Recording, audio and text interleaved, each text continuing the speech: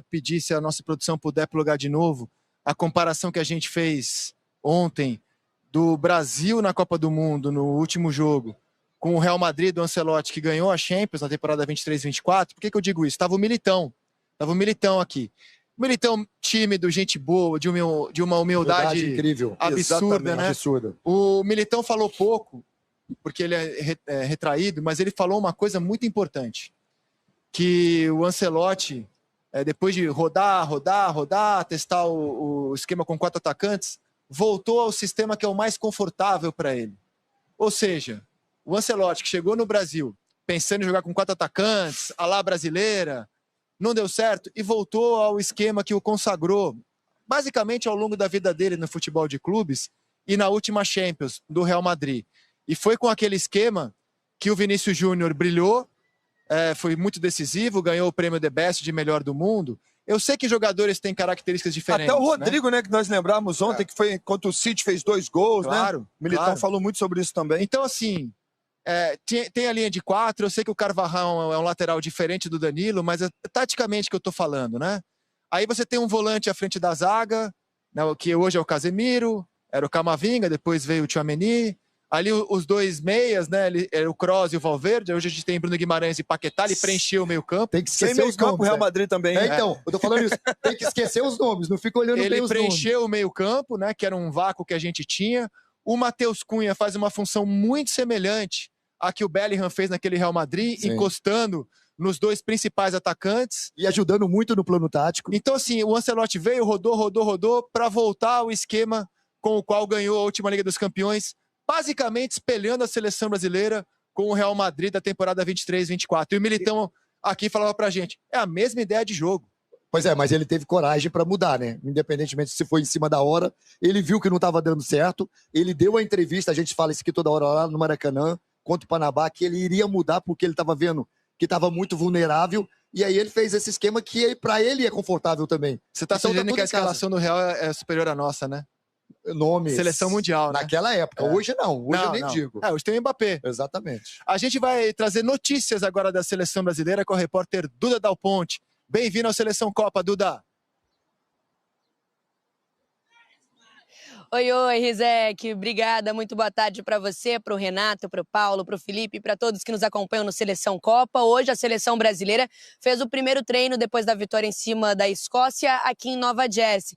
E como a gente já está acostumado nessa Copa do Mundo, apenas 3 titulares foram a campo junto com os jogadores reservas para fazerem a atividade de hoje junto com o técnico Carlo Ancelotti. Foram a campo, que foram titulares contra a Escócia, o Vini Júnior, o Ryan e o Douglas Santos. Os outros ficaram fazendo uma atividade interna só para controle de carga mesmo. E o que chama a atenção é que contra Marrocos ele fez isso, contra Haiti ele fez isso e agora contra a Escócia ele fez isso de novo. No segundo dia, né, depois do jogo, que é aquele dia que os jogadores estão mais cansados, ele dá descanso para os jogadores. Só que tem um jogador que treinou todas as vezes, Vini Júnior, titularíssimo, que está indo muito bem nessa Copa do Mundo e que não descansa no treino também. E um dado que chama atenção é que o Vini Júnior foi o jogador da seleção brasileira que mais atuou na temporada europeia, foram 62 jogos, e agora se a gente contar aí junto com esses 3 jogos da Copa do Mundo, já são 65 jogos nesse último ano, e mesmo assim ele não é poupado em treino depois dos jogos como os outros jogadores. Então isso é um dado que chama atenção. Amanhã o Brasil vai treinar novamente aqui em Nova Jersey e depois já parte para Houston. É uma operação um pouquinho diferente do que eles vinham fazendo para dar um descanso para os atletas no dia anterior da partida, né? Porque aí não é o dia da viagem. Eles vão treinar lá em Houston e descansam um pouquinho porque na segunda-feira tem a partida contra o Japão. Depois do treino de hoje, o Ryan deu uma entrevista coletiva, 19 anos, estreou na Copa do Mundo contra o Haiti, foi titular contra a Escócia, e ele falou muito de sonho, que é o sonho dele que ele está realizando, que quando ele entrou no time titular contra a Escócia, ele olhou para o estádio, entendeu a grandeza do que ele estava realizando, e ele está se mostrando muito feliz aqui, disputando uma Copa do Mundo aos 19 anos com a seleção brasileira. Foi o primeiro jogador, né, o mais novo jogador titular da seleção desde a Copa de 1970, então é um grande feito para ele. E ele falou um pouquinho sobre a parte tática da seleção brasileira, né? Porque muita gente pergunta, bom, a seleção brasileira vai mais pela esquerda com o Vini Júnior, mas o o Ancelotti fala que também é para fazer a mesma coisa pelo lado, pela direita, para o Ryan aprofundar um pouquinho mais. E aí ele falou um pouquinho sobre isso, exaltou o Vini Júnior até aqui. Vamos ouvir. O Vini é um jogador muito importante para a gente, tá vivendo uma fase incrível. Ele, Matheus Cunha, Neymar, os caras ali da frente, ele tá me ajudando bastante também, ganhando essa confiança. A gente sabe do que o Vini pode propor pro nosso time. Quando a bola tá com o Vini, a gente, do outro lado, procura chegar mais perto da área, porque a gente sabe que o controle do Vini é muito forte. Mas eu acho que é a mesma coisa que quando a bola tá do meu lado também. Eu tenho um controle muito forte também, que eu posso jogar por meio ou por fundo, que posso jogar ali para a área, que vai sobrar ali pro Matheus Cunha e pro Vini. Mas é a mesma coisa, do lado dele ou do meu vai ser a mesma coisa que o Ancelotti pede. O momento que eu acho que o gol vai sair com naturalidade, acho que eu trabalho em prol ao grupo, que é ajudar meus companheiros na parte defensiva, ofensiva. Acho que o gol vai sair com naturalidade, mas eu trabalho isso sim. Durante a semana eu trabalho muitas finalização, perto do gol, longe do gol. Mas como eu falei, vai sair com naturalidade. Quando sair, vai ser um gol especial. Até pela música, né? Oi, boa noite, será que vai ter gol do Ryan hoje? Muita gente pergunta, né, sobre esse gol. Então acaba tendo uma leve pressão em cima do Ryan, quando vai sair o gol dele, mas ele falou que com naturalidade vai sair, né? E um bastidor, o Ryan tá muito amigo do Igor Thiago, tá? No treino, o clima é muito leve entre todos, mas a gente sabe que tem algumas duplinhas, alguns grupinhos, né? E o Igor Thiago e o Ryan estão o tempo todo juntos. Hoje é aniversário do Igor Thiago, tá completando 25 anos. Ele até tinha combinado de ir para a coletiva junto com o Ryan, mas o Ryan falou que ele acabou dormindo e não foi. Mas Igor Thiago recebeu aquela homenagem, aquele corredor polonês no treino. O clima tá bem legal mesmo. E claro que agora eles já começam a pensar no Japão. Hoje, Carlo Ancelotti já deve começar a passar aqueles vídeos, né? Carlo Ancelotti gosta muito de estudar o adversário, mostrar os jogadores do time adversário para os jogadores da seleção brasileira.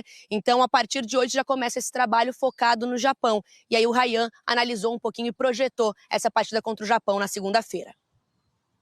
A gente sabe que na fase de grupo qualquer erro a gente sabe que pode consertar, mas agora é matar ou morrer. A gente sabe que a equipe do Japão é uma equipe muito qualificada, mas a gente tem um grupo aqui de jogadores muito incrível, né? Que tem jogadores que o Vinícius Júnior já ganhou bola de ouro, que ajuda a gente aqui bastante, mas a gente sabe que vai ser um jogo difícil, mas a gente vai trabalhar para dar o nosso melhor e sair classificado de lá. Ryan, então, acreditando na qualidade dos jogadores da seleção brasileira, entendendo que a camisa pesa também, já projetando esse jogo contra o Japão na segunda-feira, às 2 da tarde, né, no horário de Brasília, meio-dia no horário de Houston, no Texas. Até por isso, hoje o treinamento foi ao meio-dia também, para eles já se acostumarem aí com o clima, com o horário, porque agora tem mais 2 treinos até o jogo na segunda-feira. Rizek. Obrigado, Duda. Bom trabalho para você. Até a próxima aqui no Seleção Copa. O futebol tem umas coisas fascinantes. Sobre o Ryan, o Ancelotti passou o período dele inteiro dizendo: tenho 2 dos 5 melhores jogadores do mundo, Vini e Rafinha. Conto muito com o Rafinha. O Rafinha é um monstro de jogador. Os números dele no Barcelona estão aí, um jogadoraço. Rafinha se machuca, péssima notícia. Entra o Ryan, que não tem o mesmo cartaz do Rafinha, e o time melhora. Melhora ainda mais coletivamente, né? Ele falou ali sobre isso, né? O quanto ele está ajudando no plano tático. E isso é importante. Você vê um garoto com 19 anos, se você entra numa Copa, eu estava falando isso agora com o Renato, Zé, imagina o coração dele, a vontade de querer fazer um gol. Certeza que o Ryan tem ultrapassado o Luiz Henrique. Porque num primeiro momento eu achei que ele colocaria o Luiz Henrique. Mas ele aproveitou bem a oportunidade. Exatamente por isso. Eu achei que no primeiro momento seria o Luiz Henrique. Colocou também. o Ryan e o Ryan aproveitou a oportunidade e dificilmente vai ser da equipe. Merecidamente. Merecidamente. Também acho. E quem ganhou na Mega Sena foi o Bournemouth, né? Comprou um jogador Que absurdo, do né? futebol brasileiro que vinha bem, acho que até esperando, vai ser uma adaptação. 2 anos. É, 2 anos. Na primeira temporada dele já é um absurdo. Vem para a Copa do Mundo, já é um jogador de algum destaque, titular da seleção brasileira. Provavelmente não vai ficar para a próxima outra temporada, lembrar, né? Eu sou completamente contra isso, que acontece quando a torcida ela vai no local de trabalho do atleta, né? Ali para apavorar os jogadores. É bom lembrar que há pouco tempo atrás a torcida do Vasco foi lá, deu um apavoro nele, ele ficou no carro escutando, quietinho, e pouco tempo depois ele é o titular da seleção brasileira na Copa do Mundo. Então, assim, o potencial que ele ainda tem. O potencial. Então, desfrutem, porque é jovem, e assim, para mim, a próxima temporada dele, penso eu, já vai jogar num gigante europeu. Só tem uma coisa também, a gente não pode descartar o Rafinha. O Rafinha tá se cuidando, se tratando. Lá na frente, a seleção brasileira passar, ele vai ser importante demais também. Exatamente. Pela qualidade, pela experiência. Não, você imagina ter no banco Neymar e Rafinha. Pois então, que seleção tem no banco Neymar e Rafinha? Você imagina pra mudar jogo. Para uma sequência de Copa do Mundo. Até porque, gente, rodar elenco já se tornou uma marca do Ancelotti. Ele só não usou nessa Copa do Mundo os 2 zagueiros reservas. Mas se for falar assim, todo mundo de linha já entrou na elenco, Copa. Se nós, assim, você pega um meio campo, Danilo é muito acima da média. Muito acima. Aí você pega o Endrick, nós temos um banco... Luiz Henrique, assim, é capaz de mudar completamente a história do jogo, né? E aí você vê como o Brasil, por mais que a gente hoje não tenha a melhor das nossas gerações, nem de longe, olha como a gente ainda é muito forte. Mesmo com tantos jogadores machucados. Isso, vier para a Copa do Mundo sem Estevão, Militão, Wesley, Rodrigo e Wanderson. Só isso. 5 desfalques. E ainda assim a gente tem jogador para montar um time forte e reservas que podem mudar jogo. Olha o que ainda é o futebol brasileiro. 3 titulares, hein? Por mais que a gente olhe e fala, não temos mais Ronaldo, Rivaldo, Cafu, Roberto Carlos, Ronaldinho Gaúcho, não temos. Esses aí são ETs, né? Não temos. Mas olha o que a gente ainda tem. Nós temos grandes jogadores. Olha o que a gente ainda tem. Bom, falar um pouco do Japão. Marrocos foi uma sensação da última Copa do Mundo, que nem é tão difícil assim de explicar por quê. Você olhava a convocação do Marrocos, dos 26 jogadores, 23 atuavam na Europa. No futebol de seleções, por que está tão equilibrado e imprevisível? Todo mundo hoje, no futebol de seleções de alto nível, se conhece, joga em grandes ligas. É o caso do Japão. Vamos trazer algumas informações. O Japão tem um treinador que já está há 8 anos lá dirigindo a equipe deles. Acho que até o jogo de ontem, para mim, foi o menos bom deles. Sim. Contra a Holanda jogaram super bem. Contra a Tunísia foi um atropelo. E ontem não jogaram tão bem assim. E correm muito. Correm muito. O time é muito veloz. O jogo não para. Muito veloz. Eles não desistem. Qual o jogo que eles empataram no final? O primeiro jogo? Holanda. Eles atacaram a Holanda até e conseguiu o empate. Tempo foi muito quando a Tunísia aparecia em velocidade avançada, né? Exato. Né? Assim, eu acho que a gente é favorito contra o Japão. Favorito. Mas é um adversário que desperta respeito. Nível de jogo contra a Escócia pra você não basta? A Escócia é abaixo. Não basta. A Escócia é abaixo do Japão. Então, eu acho isso, porque a Escócia é abaixo do Japão. Não trouxe a dificuldade que o Japão vai trazer. Exatamente. Então, não dá pra jogar como jogou com a Escócia. Do segundo tempo de Marrocos. Porque essa equipe, ela é mais forte ofensivamente do que Marrocos. Ela define mais. Ela vai trazer se ela tiver as oportunidades e que ela teve, que o Brasil deu contra Marrocos, eles vão chutar mais para gol. Eles vão com certeza, eles vão usufruir melhor das opções, das a gente ainda não tinha encontrado a forma de jogar. Agora a gente está com uma forma mais clara. Eu acho que a gente vai fazer um jogo muito bom. Vai ser melhor do que o jogo contra a Escócia. E que a gente vai classificar. E tem que ser. Não, mas a questão não é essa.